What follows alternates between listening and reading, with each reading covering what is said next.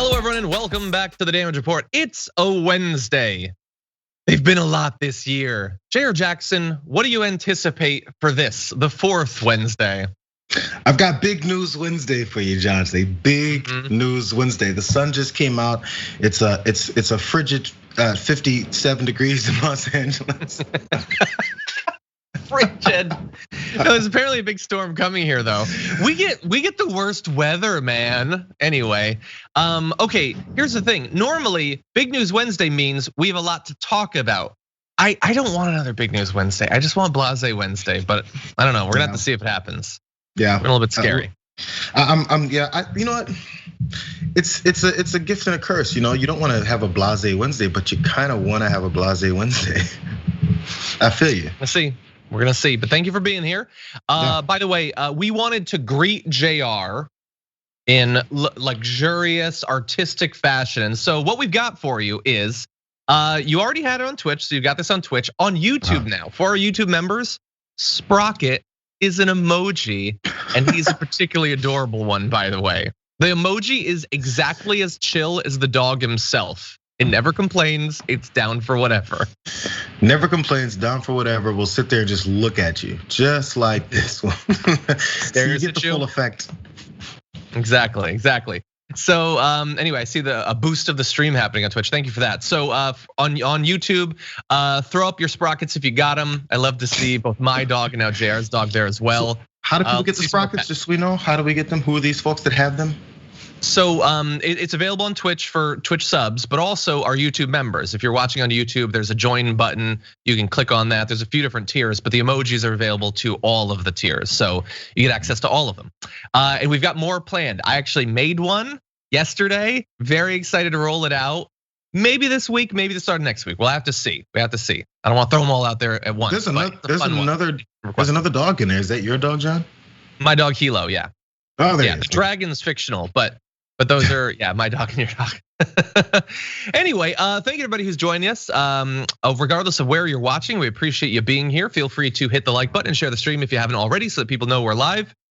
I'm at some point gonna tweet about it. My pre-show went right up until the beginning of this one, so I was a little bit rushed for time. We're gonna be a bit rushed to fit in all of our content because we got a lot here. We're gonna be giving you updates on the impeachment trial, on the filibuster, some of what Biden's been up to in the areas of climate change and immigration. And then we're gonna talk a little bit about Marjorie Taylor Greene. She had so much crazy stuff revealed in the last 24 hours that we couldn't fit it entirely into either the pre-show or the show. We had to split it up evenly between the two. So I don't know if it's gonna be fun exactly, but we're gonna learn a little bit more about one of the newly elected representatives for the Republican Party. With that, Jayar, you ready to do this thing? I'm ready to do it. Okay, let's do it. We are inching closer day by day to the Senate trial of Donald Trump following his historic second impeachment. Now, there was an attempt to stop it entirely. Rand Paul, he tried to force a vote on the constitutionality of impeaching the former president. That was tabled. Paul's motion was killed on a 55-45 vote, with 5 Republicans joining all of the Democrats, meaning that 45 Republicans voted for Paul's effort. Now, he says, Rand Paul, that the fact that 45 Republicans sided with him shows that impeachment is dead on arrival. And here's his argument. If you voted that it was unconstitutional, then how in the world would you ever hope to convict somebody for this? That 45 of us, almost the entire caucus, 95% of the caucus, voted that the whole proceeding was unconstitutional. This is a big victory for us. Democrats can beat this partisan horse as long as they want. This vote indicates it's over. The trial is all over. I would say in terms of metaphor, I wouldn't talk about beating a horse to death because we are trying to convict him over him sending people to the Capitol where they beat a cop to death. So I would choose the words just a little bit more carefully since that mob was murderous, Rand Paul. By the way, Rand Paul, they don't love you. You think that if they'd run across you, you would have fared well in that, but he's moving past it. Hey, maybe it shows that he's able to rise above concerns for things like democracy or his own life. But anyway, Jayar, he does have a point. 45 Republicans did apparently think that it's unconstitutional to impeach or I guess convict based on impeachment of the former president. Yeah, 45 Republicans are still on board with Rand Paul, including, by the way, I'm sure you mentioned Mitch McConnell, who many people believed had this potential opportunity to come out and convict Trump because they're battling factions, they're warring against each other. Mitch McConnell's people said they're going to declare war on Trump's people because look, he lost his power when he sabotaged the Georgia runoffs, which, as we know, took most of Mitch McConnell's power. Mitch McConnell always has power because for some reason people listen to him when he has none. But so this whole battle that's been put forward actually didn't ever really happen. So the people who thought that these Republicans would have this awakening and suddenly realize that Trump is out of power and Trump potentially doesn't have any more of his bully pulpit and he can't tell them what to do and he can't tweet about them to ruin their chances because there's not an election right now, by the way. All these things I want people to start noticing. There's no more, I'm worried because Trump is in office and I wanna make sure I'm still there to be the guiding light, the normal Republican there. There's no more, I'm just scared of Donald Trump because his supporters are rabid. There's, I guess maybe that's the one thing that is left, but he's not really able to motivate and push them the same way he did before. That's why he's so upset about losing his voice on Twitter and not having these platforms to continue to rally. He said before, when I rally, I get a chance to rile you guys up. So that's what he likes to do. So we see 45 Republicans who still prove the point that Donald Trump was just another character in their same party that likes to do these things. He was just one that wasn't able to hide it as well as Rand Paul was able to. So now Rand Paul can't hide it as well either because now he has to follow behind the guy who's openly and explicitly anti-American. Now they all are. Yeah, and Mitch McConnell. Mitch McConnell was gonna take a brave stand. Even if he'd voted for it, it wouldn't be a brave stand. It would be like an attempt to stop Trump from controlling the party or whatever. But look, we can roll the tape. We can't because we don't have it. But in theory, someone could get it and then we could roll it. Yeah, I was always really, I don't know, is pessimistic the word? Cynical, I guess. Not sold on the idea that Mitch McConnell was gonna, or regardless of Mitch McConnell, because Mitch McConnell at least has a sort of institutional pragmatic reason to do it, maybe, but that 17 would support it. I was never convinced about that. Never. And I could be proven wrong. I would love to be proven wrong. Quote me if I'm proven wrong. But Rand Paul does have a point. The point isn't exactly what he thinks it is. I would say the point is that even Trump engaging in a months-long attempt to extrajudiciously overthrow the election, speaking positively about militia members who tried to kidnap a governor, sending people to the Capitol, people dying as a result of it, people going to the Capitol, having said online that they want to assassinate leaders. All of that is only enough to potentially sway a couple of Republicans. So Rand Paul is right that nothing can get through to them and that partisanship is what is driving this, just not exactly in the direction that he seems to think it is. Oh, and also, as many people have pointed out, his math is terrible. It's not 95%, it's 90%, but it's Rand Paul. What do you expect? It doesn't matter. No one has to pay attention to that. Remember those times the Republicans always said we have to go after the leaders of terror organizations because they recruit and they'll build up their power. We have to make sure we don't negotiate with terrorists. All those things that say about terrorists and terrorist groups and leaders. This guy's one of them. They came actually towards you guys this time. And so the degree to which they don't really care about violence, anger, insurrection in our country is just it's put on full display here. So even if you're afraid of the MAGA folks that want to attack the country, that means you're afraid of terrorists. So that's why you don't want to use the term. That's why they used it over and over and over and over and over again when it was foreign-born terrorists that were doing these things. The reason they did that is because they want to make sure there's this differentiation between the two.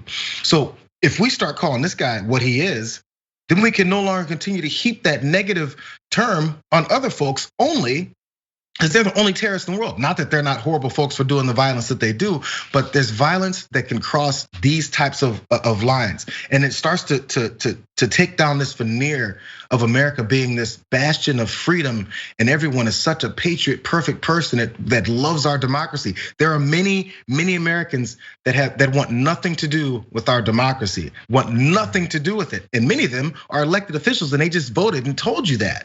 So this whole thing that I think it's obvious that the lines are drawn over what kind of terrorists are scary and what kind aren't. And they're only scary here if they push you to do the wrong thing, which Rand Paul is very happy to do. Yeah. Yeah, and it reminds me of during the actual impeachment vote, the anonymous Republicans saying, I want to vote to impeach him, but I'm worried about being killed, which is sort of the problem. But again, Rand Paul doesn't care about that. Not realizing how bad that is. Exactly, or that that's not going away, and that you refusing to take a stand is not going to help it to go away. Yeah, it's we'll see. The trial will get underway. Maybe there will be things that'll happen during the trial that will sway 12 additional Republicans to convict Trump. I'm not betting all my money on it. I'm saving my money for GameStop. We need to talk about a relatively new show called the Republic, or UNFTR. As a Young Turks fan, you already know that the government, the media, and corporations are constantly peddling lies that serve the interests of the rich and powerful. But now there's a podcast dedicated to unraveling those lies, debunking the conventional wisdom. In each episode of the Republic, or UNFTR, the host delves into a different historical episode or topic that's generally misunderstood or purposely obfuscated by the so-called powers that be, featuring in-depth research, razor-sharp commentary, and just the right amount of vulgarity. The UNFTR podcast takes a sledgehammer to what you thought you knew about some of the nation's most sacred historical cows. But don't just take my word for it. The New York Times described UNFTR as consistently compelling and educational, aiming to challenge conventional wisdom and upend the historical narratives that were taught in school. For as the great philosopher Yoda once put it, you must unlearn what you have learned. And that's true whether you're in Jedi training or you're uprooting and exposing all the propaganda and disinformation you've been fed over the course of your lifetime. So search for UNFTR in your podcast app today and get ready to get informed, angered, and entertained all at the same time.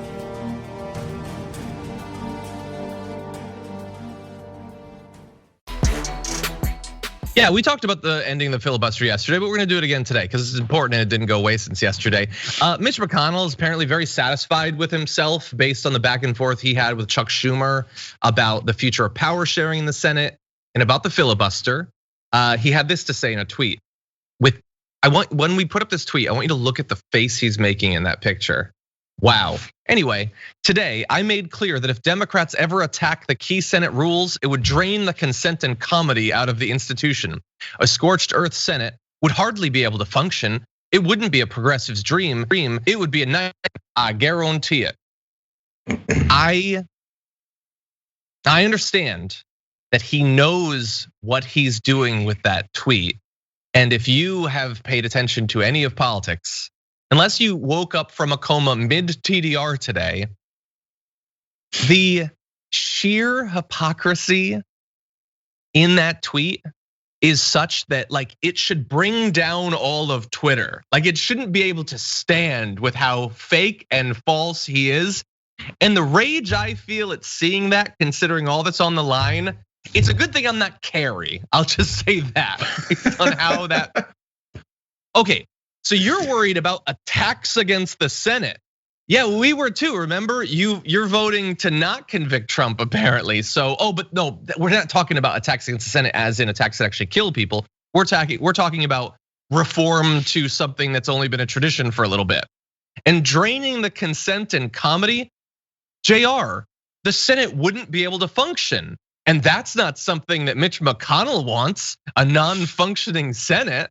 That'd be brand new to this country. And in fact, the approval rating of our Congress might also drop below 75% because it's at an all-time high. The most approved body in all of our government is our Congress because people love them so much because there's never anything tied up. There's never any partisan battles. There's never any tricky persnickety moves that the leader will pull to make sure only his things happen and the things that happen for the American people won't. None of that ever happens under Mitch McConnell. This is crazy. I'm glad he's preserving the normal, the consent and comity of our Senate. Come on, bro. So as he pushed through only all of these judicial nominees and judicial appointments and confirmations for Trump at an all-time high and chuckled about it every time he had a chance to talk about it. He'll do that in front on TV and then come and tweet something like this and not expect anyone to go, well, that doesn't add up. What are you talking about? And the folks that do, doesn't matter. Those folks don't support him anyway. He has his own cabal of idiots that'll be always willing to vote for him. I think I think you're sort of right. I think he knows exactly what he's doing, and he knows that it doesn't matter that we point out that it's incredibly hypocritical, that his idea of a Senate that doesn't function is sort of funny when, he made sure that there was an automatic filibuster on literally every piece of legislation, which if you believe that the filibuster is some sort of tradition that goes off to dinosaur times, it doesn't look like that. That's not how it's supposed to function. The fact that a filibuster can be broken with 60 votes, that is in the same way that the filibuster isn't actually a part of Senate rules. That's a relatively new one itself. That 60 could become 59, or, and get this, it could be 50 votes to break that. You could modify that in any number of different ways. He stole a SCOTUS nominee, and he knows that he did it. And when he was talking about Amy Coney Barrett's confirmation, he made very clear that he knew exactly how transparently hypocritical it was, and it doesn't matter because he values the power he can get over being consistent or integrity or whatever BS stuff that really doesn't count for anything in DC.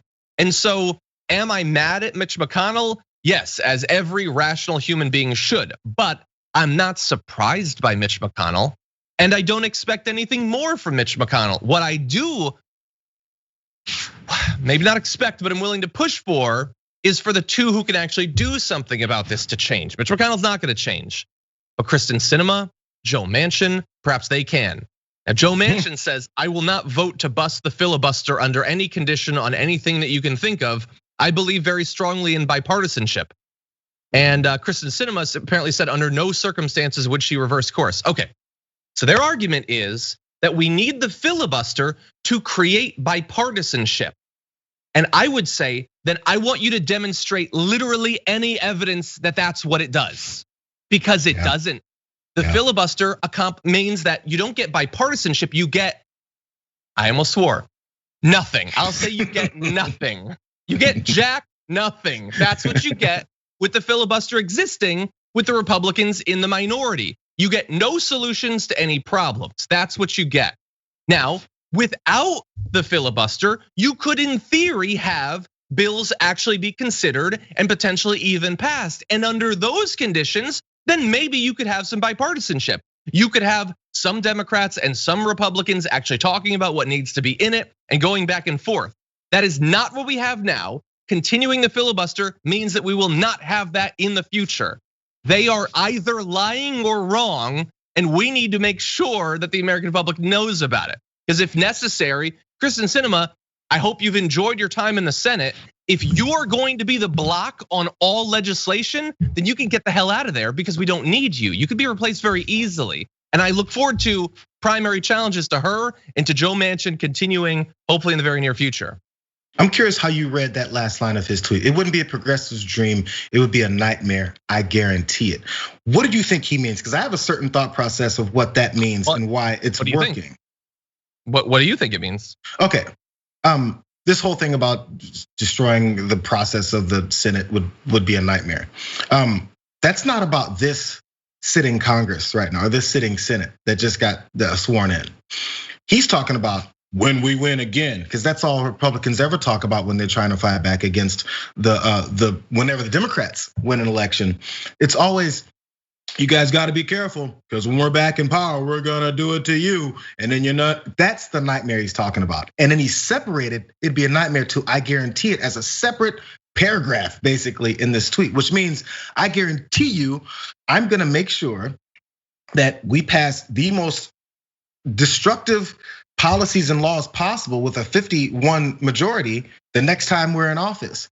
And then you're not gonna like it. It's gonna be a nightmare for you the next time. I guarantee it. Why does he guarantee it's gonna be a nightmare right now? It'd be a nightmare for who? For progressives to get something done? Why would that be a nightmare for us? The nightmare would be, we're gonna do it to you, because they always say they're gonna do it to you. And then Democrats go, oh my God, they're gonna win again, they're gonna do it to us. How about you mobilize and make sure that you put in policies to make sure that the elections are free, fair, and allow everyone to vote? Because we already know the majority of Americans by far in every election always vote for Democrats. And so in this case, when new guys come in and you're worried about it flipping back to the Republicans, and then now you're gonna be destroyed. How about you make sure you put things in place that will allow a normal process of elections to happen, and then it's a normal 50, over a 50 a majority to get something passed. And we're not afraid of them anymore. We put things in place where the American people have a voice. All of their policies are put in place to lower the American people's voice so that they can have the voice and speak against us. And you're afraid of them doing it when you're in power. When are we gonna be confident? When are we gonna be sure of the power? When are you gonna do something for the American people that voted for you? They voted you in, and now you're afraid? Afraid of who? It's so weird to me. Who wins a football game and it goes, well, I'm afraid of the fans that we just beat their team. What are you afraid of them for? They're going home sad with the face paint that they're regretting that they wore to this game because they lost. It's so weird. I don't understand that. What fan base then says, well, we gotta respect those losers over there? Why? Why? You just lost. You put everything on the line and you lost. Good job. You can say, totally. I appreciate they fought hard out there. They really tried their hardest, but you know what? They lost. End of story. Why are we still trying to preserve the voice of the lost? Jesus. They don't do it to us. When's the last time you heard an establishment Republican politician say, you know what? Those progressives out there, we gotta pay attention to what they have to say. We gotta stop this partisanship. We gotta start listening to those California libs, because they're still Americans too. You know what they say about California libs? They say California libs are anti-American, burn the whole place down. Who cares if the fires rage? If we just eliminate those states from the union, we'd be fine. They say the president of the United States said this. So after saying that, and we just sit back and take it, why is it so important to make sure we preserve the thoughts and feelings and emotions of people who literally said you don't belong in the White House, Joe Biden? I'm sorry, I went up on 3 different tangents, but it's really okay. Annoying. There's a lot of potential explanations, and I don't think we like any of them, Jayar. But you're right, we do need to make sure that people can vote. And so here's a fun exercise. I saw that Raphael Warnock is sponsoring legislation. It's gonna be one of the first big pieces of legislation the Senate's gonna consider. It's gonna re-strengthen the Voting Rights Act. It's going to increase early voting and a bunch of other things like that. Oh wait, they're just gonna filibuster it though. Now, can you see why we need to get rid of the filibuster? Because even the solution Jayar was talking about will be blocked by the same thing that we're talking about. And really fast, Mitch McConnell wants you to be scared of getting rid of the filibuster. That's why he says it would be a progressive's nightmare. But it won't just be Mitch McConnell. A lot of Democrats, centrists are gonna say, no, don't do that. I know like theoretically it would let us do something and that seems appealing, but in the future then they'll take control and then they won't be bound by the filibuster either. Okay, I want you to think, because that might scare some reasonable people. I want you to think about what in reality would actually change under that system. The Republicans have been in charge a couple of times in the past 2 decades, generally after not winning elections, but we'll leave that for another time. And did they have trouble accomplishing their goals? What were their goals? Their goals were passing tax cuts. And they did it under Bush, and they did it under Trump, with the filibuster existing. Sure did. They got their Supreme Court justices. And aside from that, what did it stop them from doing? Like they got tons of stuff done with executive orders, and regardless of the filibuster existing or not, that will continue. What other legislative goals did the filibuster stop them from pursuing? I don't know and you don't know because they don't appear to have any. And so if that continues, and if someday Tucker Carlson's president and oh no, we got rid of the filibuster, I got news for you what they're gonna do. They're gonna pass big tax cuts, and they were gonna do that anyway. Absolutely. So the situation we have right now, you need to understand, because a lot of Democrats are gonna try to scare you, including Kristen Sinema and Joe Manchin, and not doing this. The only difference will be for the opportunities for the left to accomplish something. The right has never been constrained from that. They get whatever they want with the filibuster. We need to get rid of it for us to have a chance. That is equality. And so don't listen to Mitch McConnell try to scare you. Don't listen to the Dems try to scare you. This is the only way that America's problems are gonna be solved. Can I also tell you, Rand Paul also ironically illustrated exactly what the next Senate will look like without us eliminating the filibuster. Because look at what happened with the impeachment trial, 55-45. They still lost. They still lost that, but it was a direct by majority vote, like the way it should be. And so they tabled that motion to make sure that when they said, it's gonna be unconstitutional. When they ran up in the Capitol and tried to kill elected officials, that's the thing that they said it's unconstitutional to not make the guy responsible for and not actually convict him for. So what do you think, if we needed a 60 vote threshold for that, it would have gone on through and when the impeachment would have been over. That's what's gonna happen with everything Democrats try to put through. Everything. They can win 55-45 all they want. It doesn't mean anything. In this one case, it meant something, but it still means nothing. The majority continues to win. It's insane. It's insane. So they give you an illustration of the way that they're gonna govern, or the way they're gonna continue on in everything that even gets put up. Yeah, we're in the minority, but we're enough of the minority to still not do anything. Yeah, the only things that they want are stuff having to do with immigration that they do with executive orders. Let's see, demonizing the LGBTQ community, they do that with executive orders. Most of the stuff with national security, they do with executive orders. You have legislative goals if you can identify a problem and you want to fix it. They don't have those. The only one they've identified is that rich people don't have enough money yet, and they regularly try to fix that problem. That's it. And I know that it seems like we're simplifying things, and maybe on the margins we are a little bit, but this is the story of American politics going back at least 40 years. They only have one goal. They always accomplish it. The filibuster has never stopped it. Joe Biden has been promising to make climate change and dealing with it a big part of his administration. Well, we've had a little bit of that with some executive orders that we've talked about on the show previously. You can find those videos available on YouTube. Now we've got more. So new executive orders being released, including a working paper with more details by the White House today. The orders will direct the Secretary of the Interior Department to pause on entering into new oil and natural gas leases on public lands and offshore waters to the extent possible, while beginning a rigorous review of all existing fossil fuel leases and permitting practices, according to a fact sheet produced by the White House. So that is good, especially in comparison to the former White House, which tried to get as much of that going as possible, especially in the last few months. Once they realized it was unlikely they would continue, they started selling it off as fast as possible. Here's the issue. They've already sold a lot of it. And so that's a problem going forward. As of 2019, more than 26 million acres of US land were already leased to oil and gas companies. And last year, the Trump administration, in a rush to exploit natural resources hidden beneath publicly owned lands and waters, leased tens of thousands more. So if the administration honors those current contracts, millions of publicly owned acres could be open to fossil fuel extraction in the coming decade. So halting them is something, taking them back much better, because the climate, the atmosphere doesn't just get pumped full of carbon as a result of, like, if we continue to do more of it. The stuff that we've already locked in is just as much of a problem. So this is currently the easier stuff. So far as I can tell, there's nothing in terms of presidential power with executive orders that would stop him from doing that with the past leases. But we'll have to see on that. The current effort, it's something, it's good, but we need much more than that. Yeah, I'm trying to approach the best way to approach the Biden administration and the things they've done, because it's so early, right?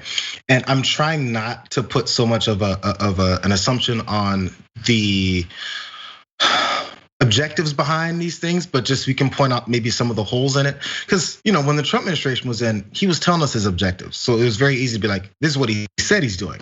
So there wasn't any speculation about where is this going, what's the plan here, who does he dislike, why is he putting this in place? It was all very openly out there. With this, we still go back to speculating about politicians, exactly what their intentions are. But from this, it seems like it's a couple of band-aids, and maybe this is the benefit of the doubt from me. Maybe they're floating it. And so we'll see how the public responds to our leaning this direction. And if they like it, we'll go further. If they don't like it, we'll just stop here and things will go back as it was, which we're fine with too, because come on, there's still money exchanging hands to the right people that we still like and it still give us donations. So I wonder if it's kind of a trial balloon. It's a little bit of something, it's actual something, but it's not all the way something. So I'm waiting to see, and by the way, that's when the American people come into play to understand what's happening and go, wait a second, that's not enough. And if that happens, then they'll respond correctly or fully. Maybe. I think that we're sort of maybe seeing that in the next topic we're gonna talk about. I don't know, I think It's all well and good for him to say that he takes it really seriously. But again, like how many times did we say over the last year or two that it's not just about what you say you want to do, it's about who you are willing to fight. If you're willing to do some stuff about climate change, but you're not gonna really take on these companies, then you really don't care about it. If you're more worried about offending Exxon than you are about saving the climate, you don't really care about the climate. You care about donations going to you and to other Democrats. That's my concern. So we're gonna have to see. Now there's some other good stuff. And again, the overall purpose of the, like I'm naturally a skeptic, but the overall purpose of this block is to give them credit for what they're doing. But we're also not gonna pretend that it's more than it is. Yeah. Now that said, let's talk about a little bit more. Federal agencies also will be ordered to eliminate fossil fuel subsidies and identify new opportunities to spur innovation. Overhauling the tax breaks worth billions of dollars to the oil, coal, and gas industries to help pay for his climate change plan was also a major campaign promise. So this would be good. This is something that the Young Turks has been asking for it's 17 years, I don't know, forever. Why are we giving money to the most profitable companies in the history of companies? Why are we doing that? Now, hopefully he'll do that, and that is not nothing. Taking billions of dollars away from these companies, that is about as opposed to their interests as I can imagine, other than outright banning the development of all fossil fuels or cars that burn them. So that would be good. That would be good. We're not there yet. They haven't actually eliminated them yet, but it's ordering them to identify ways to do this. So we'll have to see.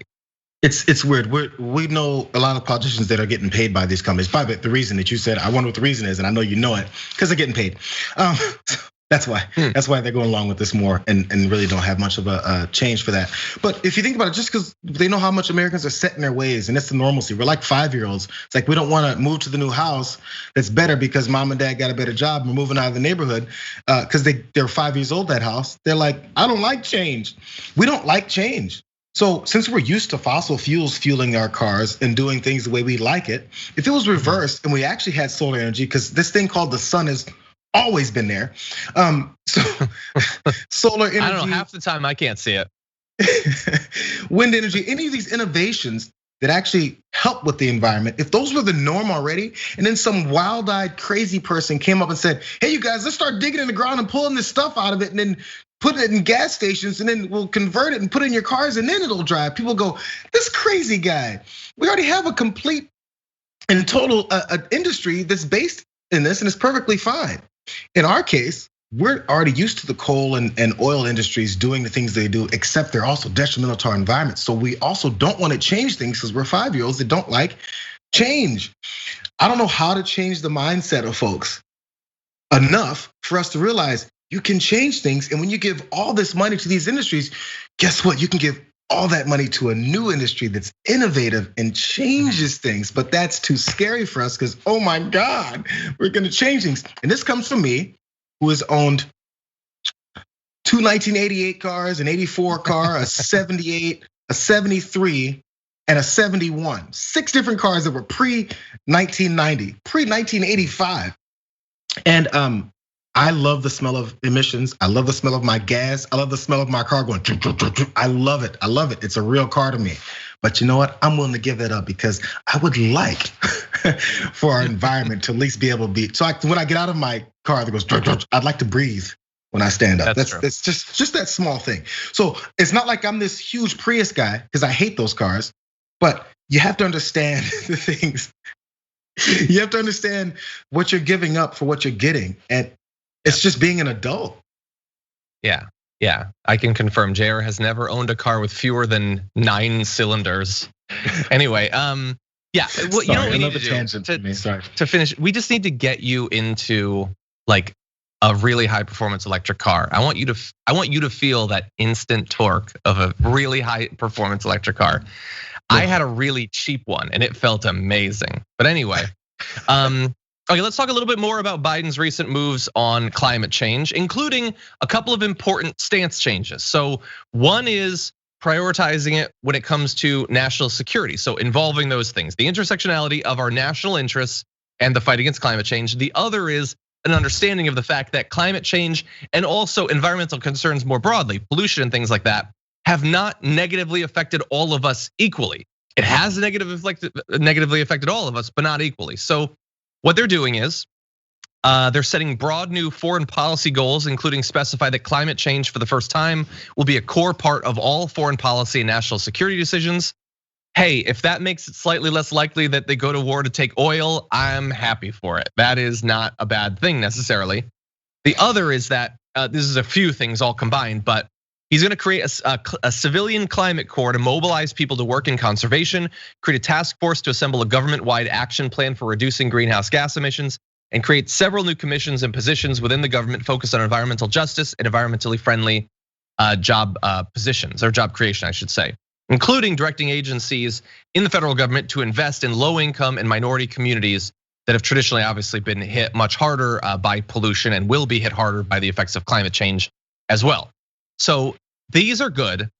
These are also fairly loosey-goosey aspirational sorts of things that by themselves don't accomplish anything like the actual investments which we need to see, or the actual decisions that will be made in terms of foreign policy now incorporating climate change as a major consideration.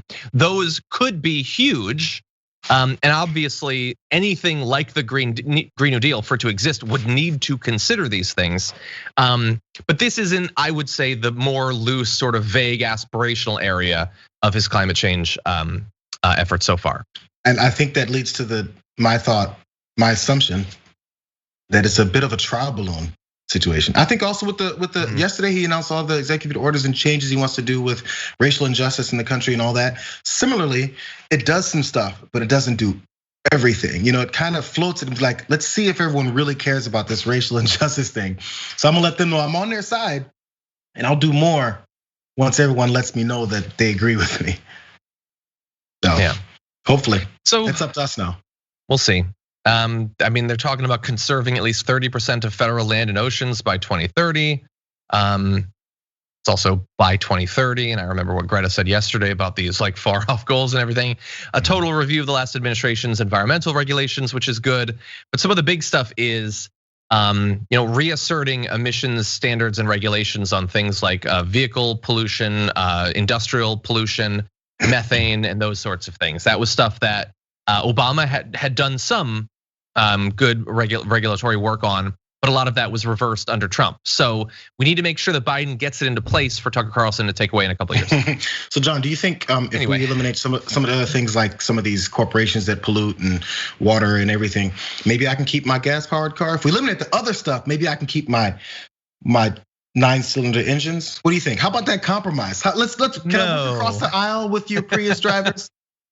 What if we had electric cars that you could turn on an awesome surround sound speaker system that would do that sound, but you could also turn it off sometimes? Oh, I heard about that idea. They said they're gonna make Priuses start going or make a sound. It's like nobody wants that mechanical electric sound. My cousin has an electric car or one of those hybrids or something, and then he pushes a button and it turns into like it starts going drum drum drum. I was like, that's not real. That's a computer trying to imitate real. Stop it. Oh, a lot of those cars are tuned to produce that sound anyway. It's not what the engine would ideally actually do anyway. Well, the engine would ideally be way louder. It's an explosion. Maybe. I know what people do. I owned a Harley. I know what people do to increase the sound. It's not like that's real. That's like artificially produced. But anyway, I guess it's real in some way. We'll see. You know what would also be a nice like benefit that we'll get, other than all the stuff about the climate and everything, to getting rid of those cars? Do you have any idea how loud highways are and how loud main roads are? I live like a block away from a highway, and I can hear it all the time. And yeah, I have been at houses with yards right off of main streets where it is just so much noise pollution. Think of the peace of mind, the peace and quiet we will get. That's the last thing we're worried about. You live in LA, there's sound everywhere. Noise pollution sucks. As well as regular pollution. It's not just the climate change effect. Communities along the 405 are affected by way more pollution than other communities, and that is unequal as well. That's true. It's correct. Yeah, I am correct. Thank you. Score a point for John there. I'm here for unity. I'm on the word cross aisle. Look, check it out. Unified in progress. We're gonna progress, and we're gonna come across aisle. We're gonna have like what's the Dodge Challengers? But I mean, just maybe kind of loud. Anyway, yeah, this guy says he's for unity, but he hasn't given me his dog yet. So I don't think he really wants unity. Anyway, let's continue on with this. I like this Biden doing some things, but we have also got a little bit of strike back. So let's talk about that now. Reminder that while Biden can do a lot, Biden can pass executive orders, they can try to pass legislation. Remember when we were saying that all the judges Trump got in place before he was taken out is gonna be a problem going forward for the progressive agenda? Well, you're getting some previews of that. Because a federal judge in Texas just temporarily blocked the Biden administration's pause on deportations. So he had blocked most deportations for about 100 days, and a Trump appointed judge said no, at least for a little bit. Now, let's talk about how we got to this. Tuesday's order stems from a lawsuit filed by Texas Attorney General Ken Paxton, challenging the 100-day pause on deportations. The complaint cited in part an agreement signed between the DHS and Texas in the waning days of the Trump presidency that required the department to consult the state before changing or modifying policies. Let's pause for just one fast second. The reason they put those things in the last days was to specifically stymie the Biden administration. We actually talked about a few things like that, not all in the area of immigration, but they tried to make it more difficult for him to swiftly effectuate change, and here we're seeing it. So Judge Drew Tipton said the temporary restraining order was appropriate under the Administrative Procedure Act and blocked the Biden administration from executing its deportation pause for 14 days. So that is a specific legal challenge to it. That is limited in terms of how long it's gonna stop it, but it's also not the only challenge that it's going to face. And it is not the only thing where the status quo of the sort of anti-immigrant forces that were put into place under Trump are having an effect. Many people have seen that ICE is continuing deportations even before this. They were told to stop them, and they decided, no, we really like deporting people, so we're gonna do it. Now, thankfully, there are people who are raising concerns about this. Representative Alexandria Ocasio-Cortez tweeted about one particular case that Ayanna Pressley had been talking about. So Ayanna Pressley is trying to draw attention to one of these forced deportations. And AOC says people must understand the depth of what's happening here. The president of the United States has ordered a halt to deportations. ICE, a federal agency, is refusing to comply. There's no reforming this rogue department. It's time for a new just vision. And that is why many people have called for abolishing ICE altogether. Maybe not a bad idea. Maybe something Biden should look into. Maybe something he's probably not going to. But anyway, Jayar, it isn't all as smooth as passing an executive order. There are going to be challenges to all of these. The climate change ones we just talked about are going to be challenged and possibly delayed. I was just going to bring up those because there's a bunch of lingering things that President Trump left in place, knowingly, not from his own brain, from people surround him, about ways to leave things in place that will continue to sabotage any kind of progress on certain issues. One of his big ones was immigration and deportations, because he started his entire campaign in 2015. First thing, I hate immigrants. First thing he said. So he has to continue his legacy. We talk about every other president's legacy. A lot of times it's based in things that they think, at least, are beneficial to the country. His is just based strictly in hate. So they make sure they galvanize a few of these things left in place on an outgoing thing. So this judge, honestly, maybe I'd have to know further about who he is and the way he ruled, but there was something put in place that he has to honor because it was a real thing that Trump left. It was a policy, it was there, it was an agreement. So they get to now throw up their hands and say, hey, we got to guarantee that you guys would allow us to continue to do this. So the judge, in a way, has to allow that to happen. So maybe I'm wrong about that, but I can at least see from this stage, he has to honor what horrible policies and things this guy just put in place before he left. I mean, he also commuted and pardoned 175 people before he left. We can't change that either. He was allowed to do it. So from now, as you said, and as AOC was pointing out, maybe things need to change with this thing even existing.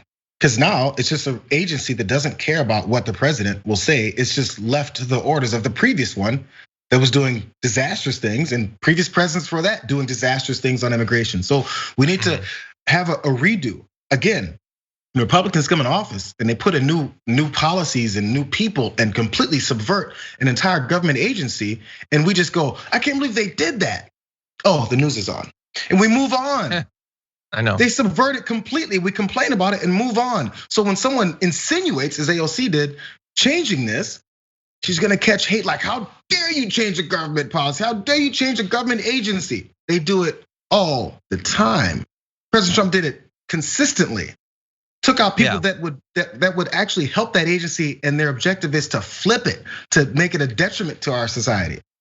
And we can't do something that helps. It's weird. I would argue, Jayar, we want to be more honest. When Trump came in, he did what Republicans do, which is you take something like the EPA and you put like a gas lobbyist in charge of it. So you still have the organization, but like you have a person who's gonna really dishonestly undercut its entire mission. I don't want to do that with ICE. I don't want to put some like radical pro-immigration person in charge of ICE. I'm gonna be honest with you and just get rid of it. That's what I want. It shouldn't exist. We're not trying to like behind the scenes undercut it. No, we want to get rid of it because it doesn't need to be there. And it ain't that old.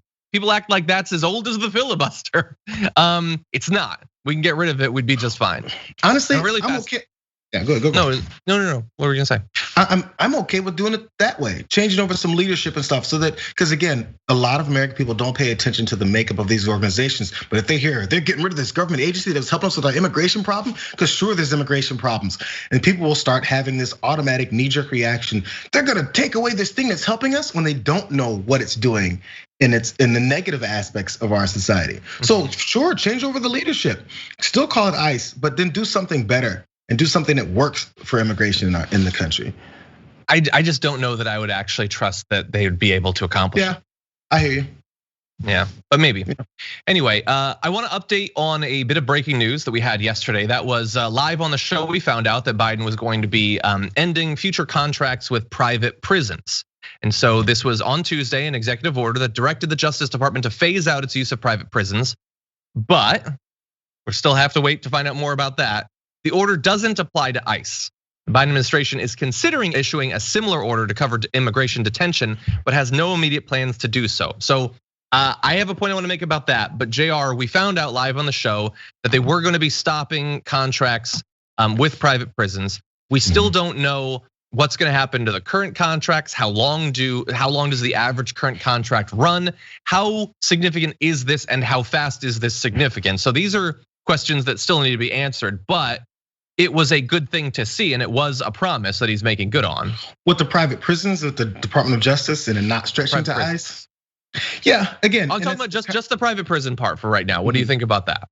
Yeah, that's what I was saying as far as yesterday with the racial inequality stuff when he signed all those and made the announcement. It's a bit of a trial balloon, so it helps to a degree. It's some steps. I won't even call them baby steps. It's some significant steps, but I think they're looking to see what the response to their approach to this being. Let's eliminate private prisons.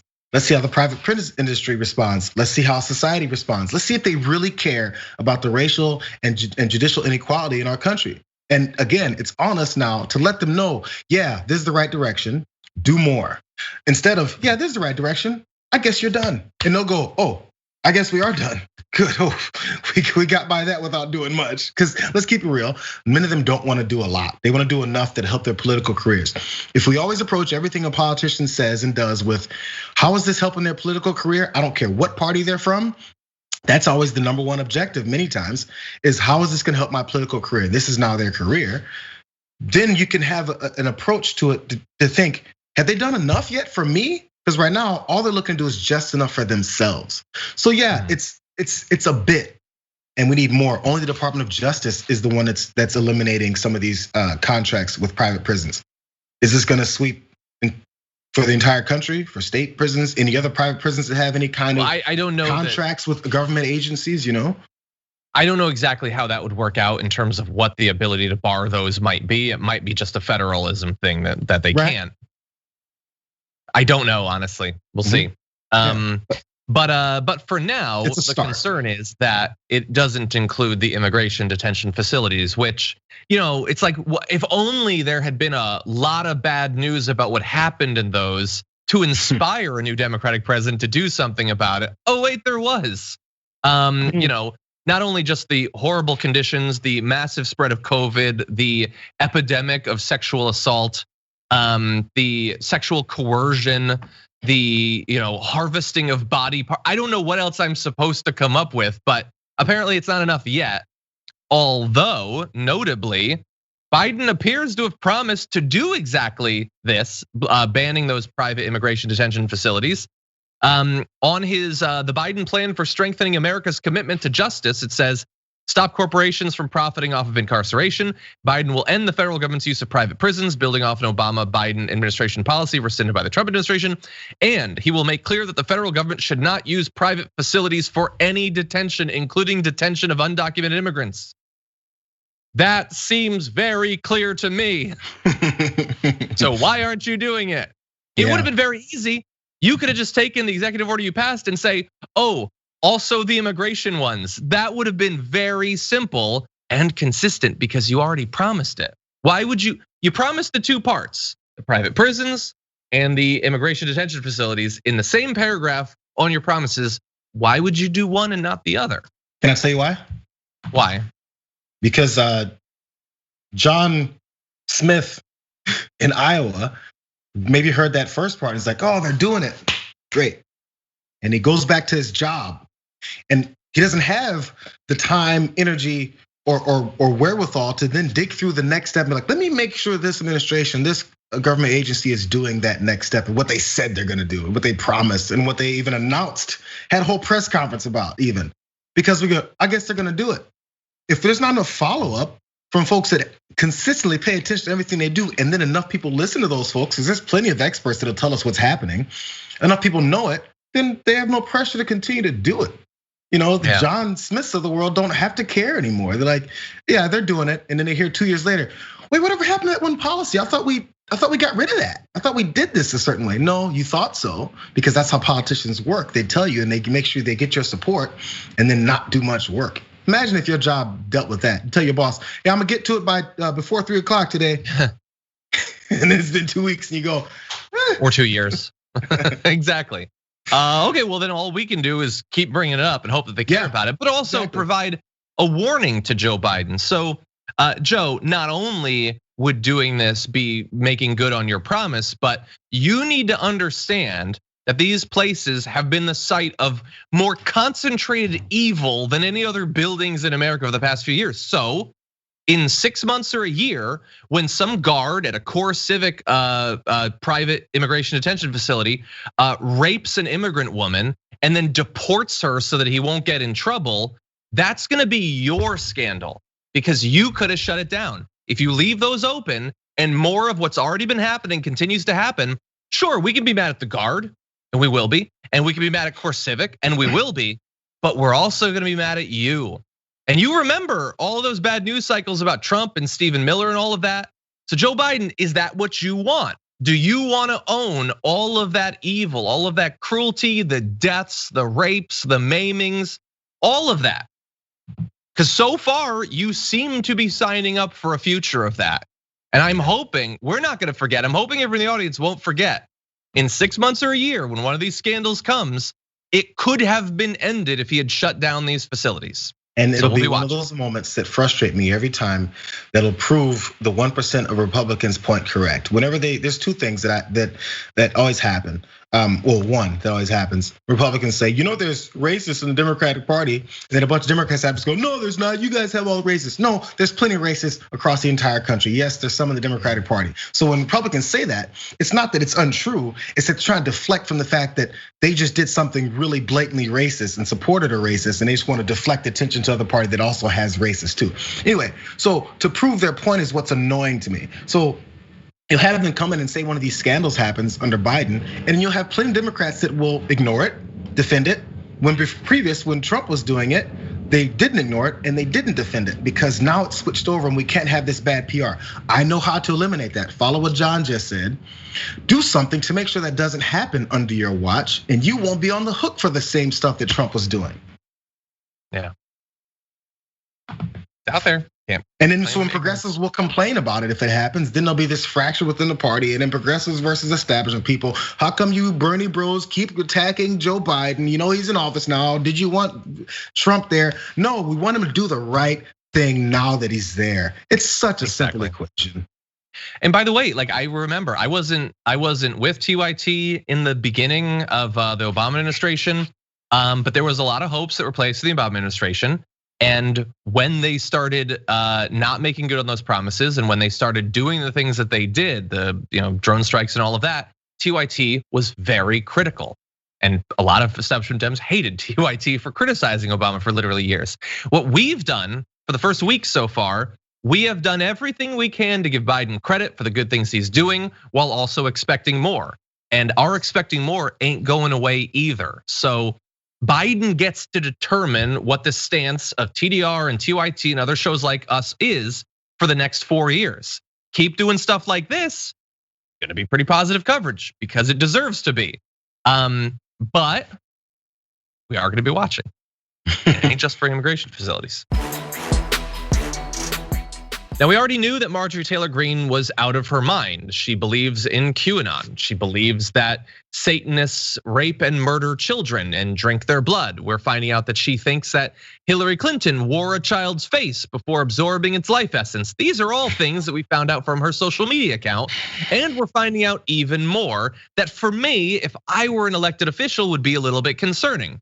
Because in one post, way back in January 2019, Greene liked a comment that said a bullet to the head would be quicker to remove House Speaker Nancy Pelosi.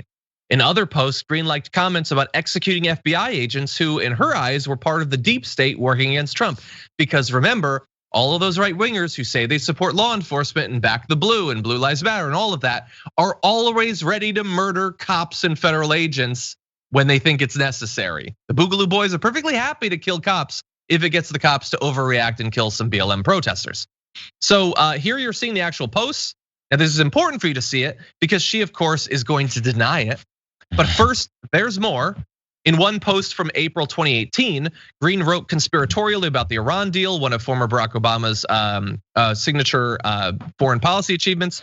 A commenter asked Greene, "Now do we get to hang them?" Meaning H&O, referring to Obama and Hillary Clinton. She replied, "Stage is being set, players are being put in place. We must be patient. This must be done perfectly or liberal judges would let them off." Elsewhere on her Facebook page, she liked comments that advocated to arrest Obama and former Secretary of State John Kerry, and one comment that said, "Hang that bitch," referring to either one or both, I don't know. She also liked a comment that urged for Civil War 2.0 to begin. So we're gonna give her response, such as it is, but I wanted to give Jayar an opportunity to respond to multiple calls for her political opponents to be murdered. Well, I guess not surprising. I mean, everyone knew this about her. When you knew a QAnoner was running for office, we knew that this is the background of the person.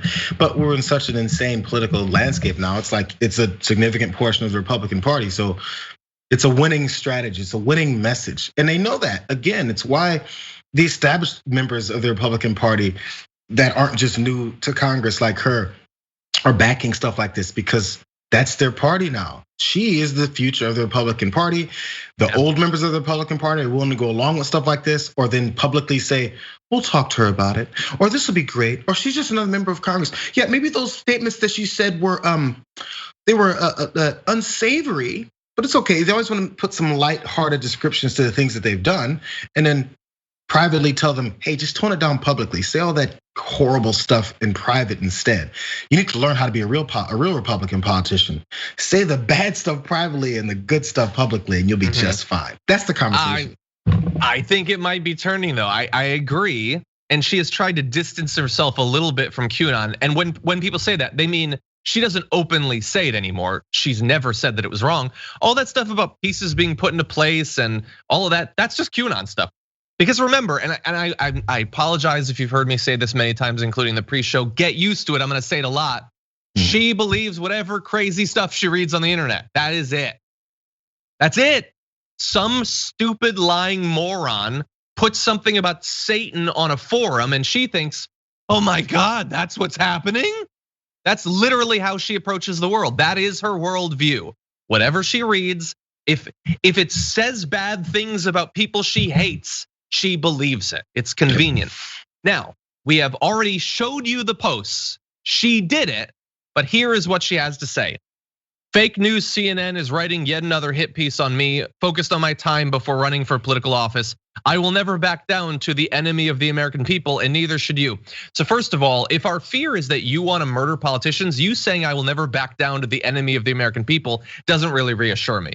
That said, I am so done with any criticism being pitched as a hit piece. smears. We've seen that for years now. Pointing out your record, what you've said, what you've done isn't a smear job, it's inconvenient reality. If you didn't want to have those things tied to you, maybe don't like posts calling for your political opponents to be murdered. Maybe don't talk about faces being ripped off and eaten by female politicians. If that's not a thing that you wanted to follow you, okay? We grew up being told don't post crazy stuff on the internet because you might lose a job. I guess maybe Congress could be one of those that you lose, but probably not. Probably not. So that's Come on.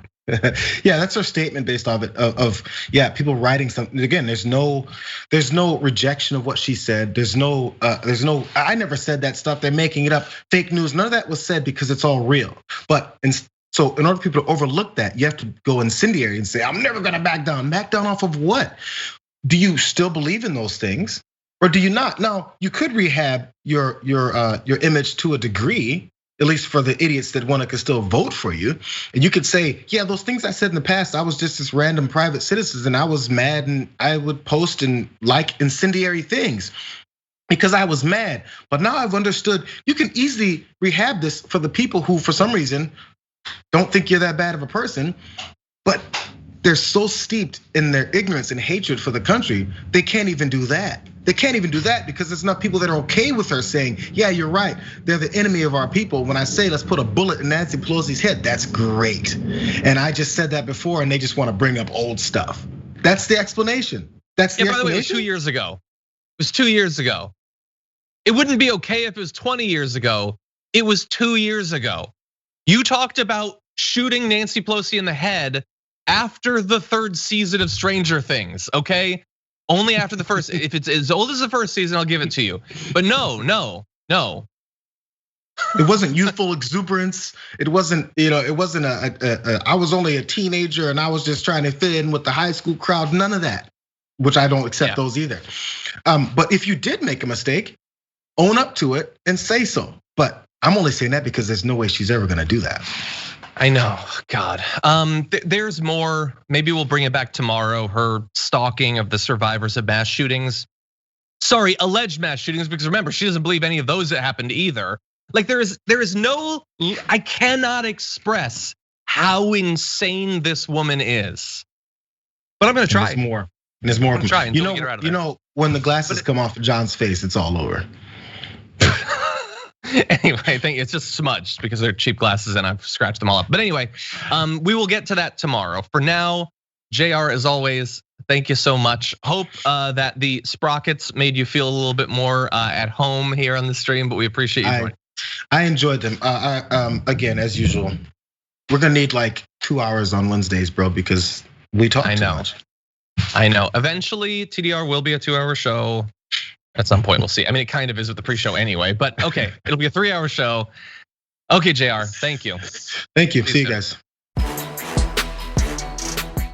As soon as the COVID-19 vaccine started to be approved, and with different states having different regulations for who can qualify to get them, you knew that there were going to be efforts for people to game the system or jump the line, perhaps by traveling from one state to another.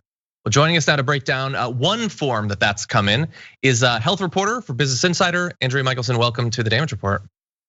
Thanks for having me, John.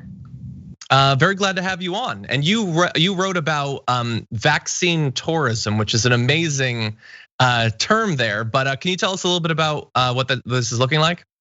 Sure, yeah. So vaccine tourism is a term that's just used to describe people traveling from their home state or country to another state or country to get their COVID-19 vaccines. It can get a little bit murky because, of course, in some situations we have part-time residents of certain states, and they have to make the decision about where to get vaccinated. So it is quite a complicated issue. And so, why Florida? Well, why in particular is it happening with them? Yeah, I think there are a couple reasons why it's happening in Florida. Towards the beginning of the vaccine rollout in the United States, Florida had one of the looser criterias for eligibility.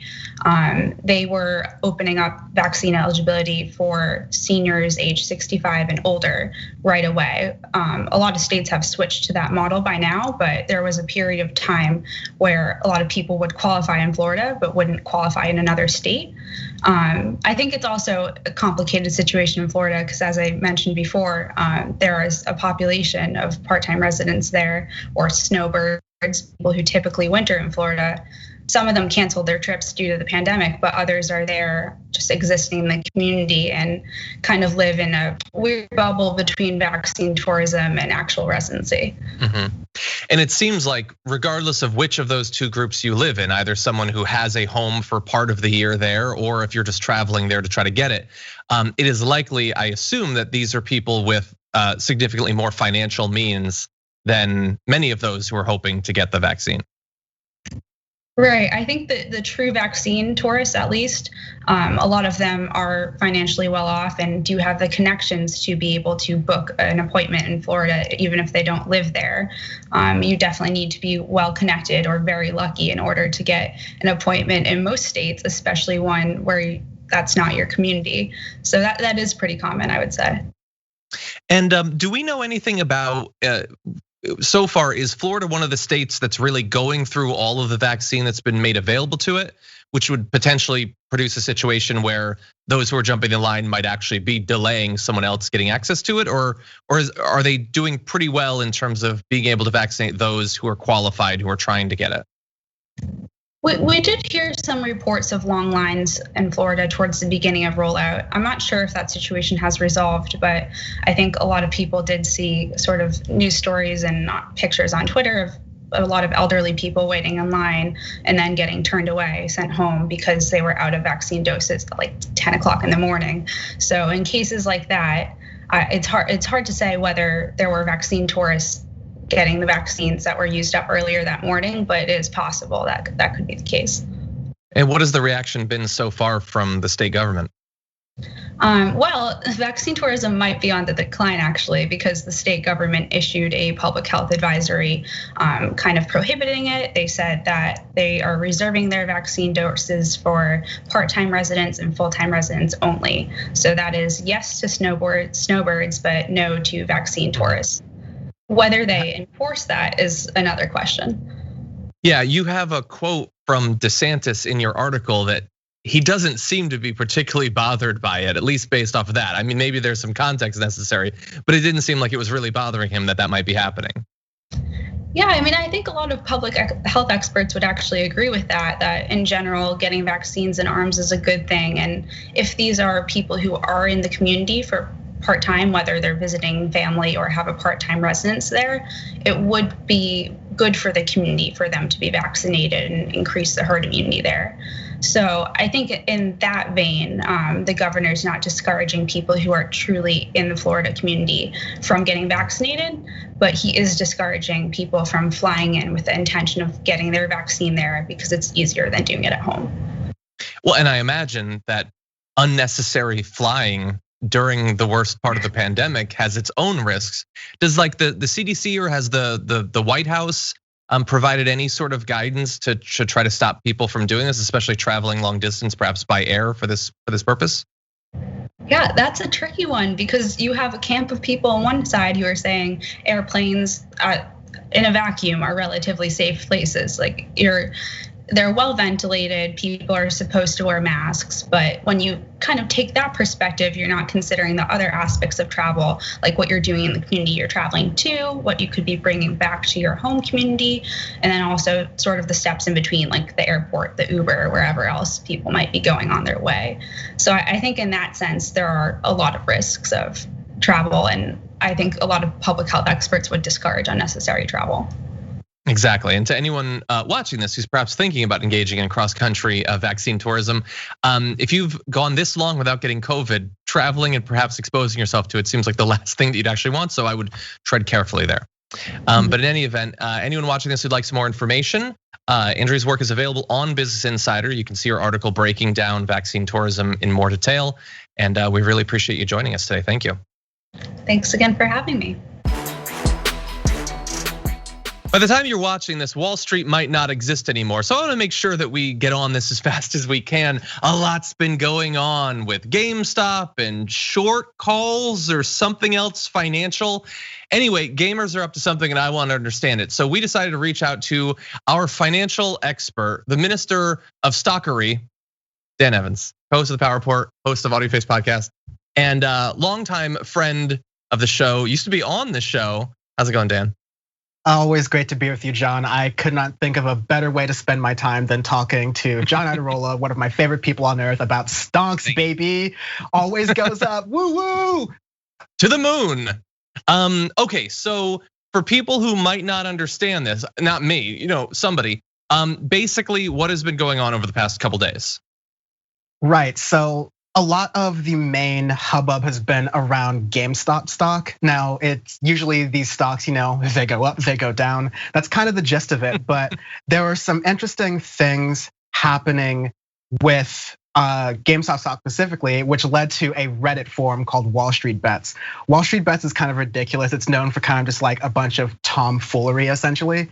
But they essentially found out through some pretty easy to understand, or like easy to find out, like they're publicly available information about who was shorting GameStop, basically to get rid of the financial jargon, who had invested in the idea that GameStop stock was going to continue to go down, they were failing, losing out to companies like Amazon and Target, yet another casualty of the COVID-19 pandemic on the economy, right? But not to these bettors who they're known for doing wild things, and most of these things are ridiculous, but they all got together to, in a semi-coordinated fashion, coordinate so that the stock price of GameStop would shoot up to these ridiculous levels. I think it's now at $300 right now. A while ago, it was barely at like 30 or 50 from a couple days ago. And what that does for the short sellers is that it puts them in a position to where, because of the contract they made betting for the stock to go down, because it's going up, they're responsible for the amount of price it's gone up for. And we don't really feel sympathy for these people, because the people who are betting on GameStop stock to go down are hedge fund managers. This is what they do. They bet on companies to fail. They put their fingers on the lever with the millions and billions of dollars they have in their investment bank, in their investment funds. And they're just kind of off to the races with it. So long story short, this is like a true Robin Hood story where the people who usually do the screwing over are getting screwed over. So it's fun for all involved. And even a regular Joe can make a couple bucks off of it. And sort of perfectly appropriately, many of the people are doing this on Robinhood, the app. And I think is it Melvin is the hedge fund that might have lost billions of dollars as a result of this? Yeah, but was almost instantly bailed out. Yeah, it's Melvin Capital. And this is hedge funds.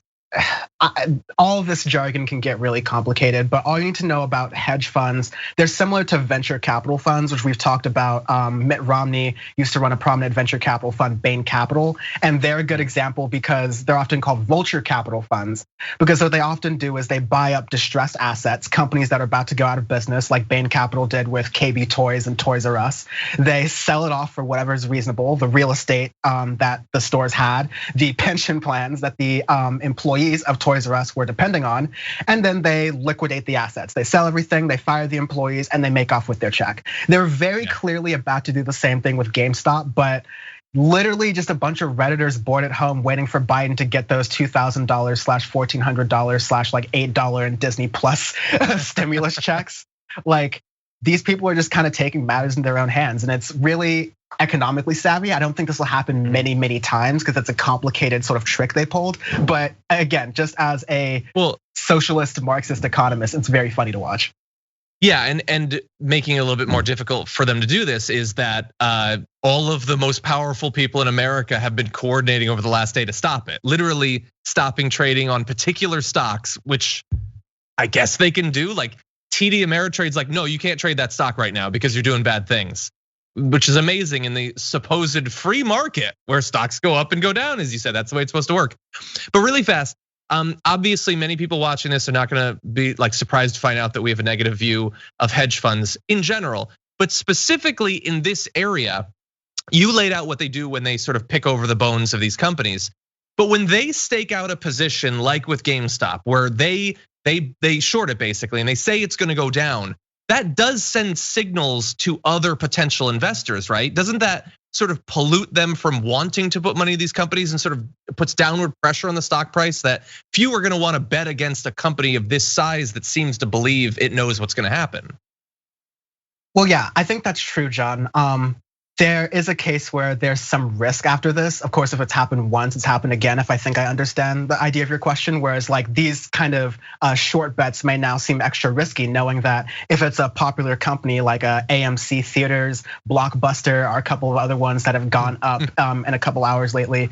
But the sort of thing, I think one of our mutual friends, Jordan, put it well. It's kind of like an old stock kind of trading adage, is that you want to buy the rumor and sell the news, because once it's already a big sort of news hubbub, everyone's getting into it. Even people who are barely interested in Robinhood or haven't touched the app in months are like, oh, maybe I should get in on this.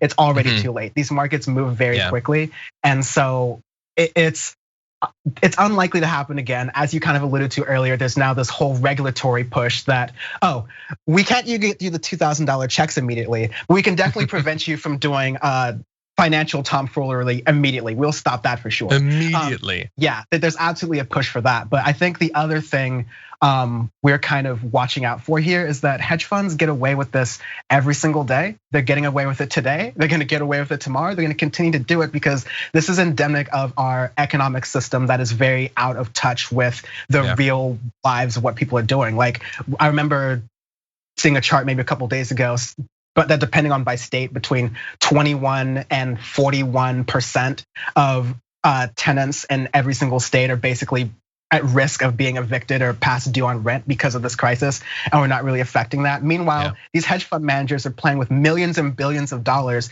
treating these long established companies. Maybe you don't have sympathy for GameStop, but they're treating these companies like bets, like card game. It's really just a game to them. And so I think the more people understand that a lot of our economic dogma is really just a game for rich people, the less we get pulled back by arguments that are going to come from Republicans the upcoming weeks and months about the deficit or the debt or how we should worry about these interests, because it's very clear in situations like these, especially, which side they're on.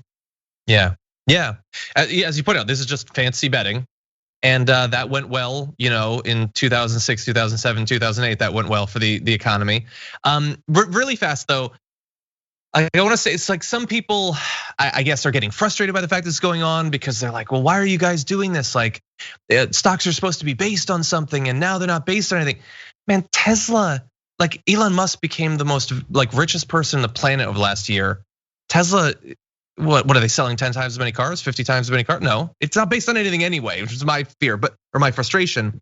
But really fast, there is one more topic I want to talk to you about, which is the potential victim here, which I don't really care what happens to Melvin Capital. I don't know Melvin Capital, I don't know anything about that.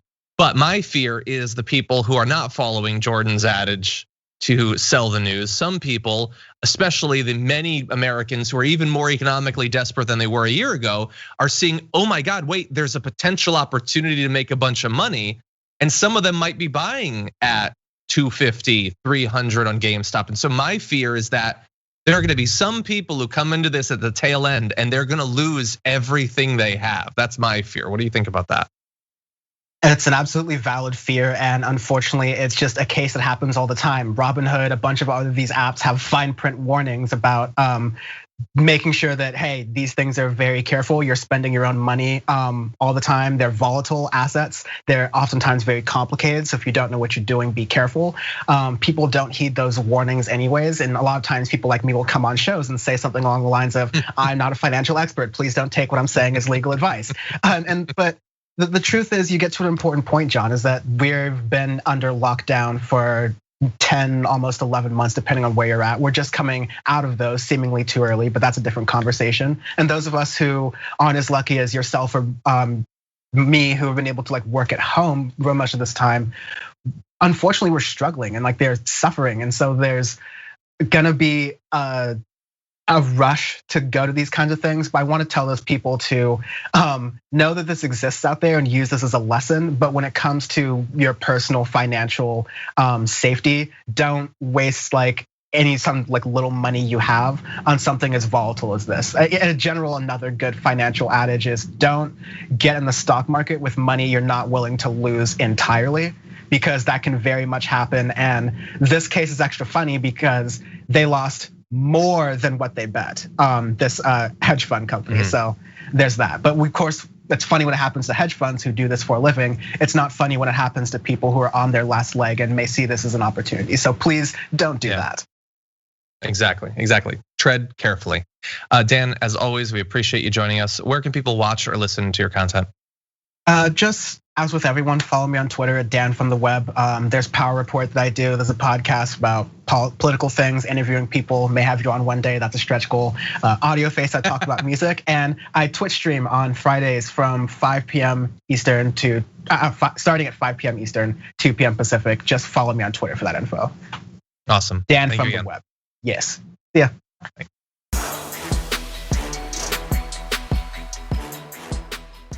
Thanks for listening to the full episode of The Damage Report. Support our work, listen ad-free, access members-only bonus content, and more by subscribing to Apple Podcasts at apple.co/TYT. I'm your host, John Adirola. I'll see you soon.